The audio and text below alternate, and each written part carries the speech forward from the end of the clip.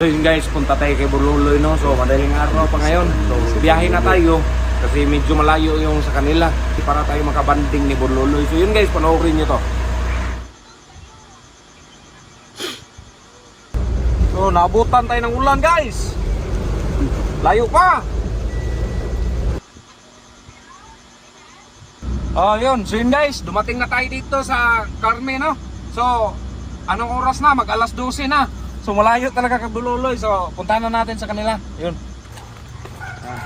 Yan yung Kabululoy guys, yung bahay na yan. Ayo. Tay Pasko. We wish you a Merry Christmas. We wish you a Merry Christmas. We wish you a Merry Christmas. And a Happy New Year. Tay Pasko. Ayun guys, tingnan yung Bululoy guys. Gustuhan! Nangaruling man kami kita Bululoy. Nangaruling tayo guys. Nangaruling eh. Saan naman naman? Hindi, kunin mo ang... Ngayon piso. Saan yung Pasko namin? Ano ka kay Babay Pasko? Nangaruling kami. Minabli.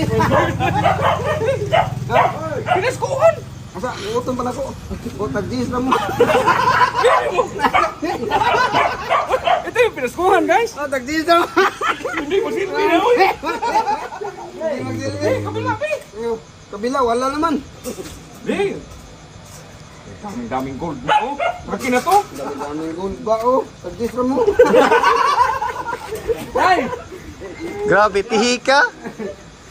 Kamera. Happy birthday ha. Oh guys, pasok tayo sa bahay ni Bululoy. Itor mo kami oy. Salan man. Dito ito yung bahay ni Bululoy kasi suga mo. Ay pag tinihik mo ito. Ito yung bahay, ito yung si nanay. Ito yung ano guys ha, ito yung nanay ng asawa ni Bululoy. So sa kanila to. Alili, ibutong naman. Nagkakaroon pa kayo, bigyan mo kita ng 20 pesos. Tingnan natin kusina guys, baka mayroong adobo ba? Adobo. May adobo dyan, may ano man. Manok. Masuga ang ito. Tingnan nyo guys, kalaki na kusina guys oh. Uy, kalpon.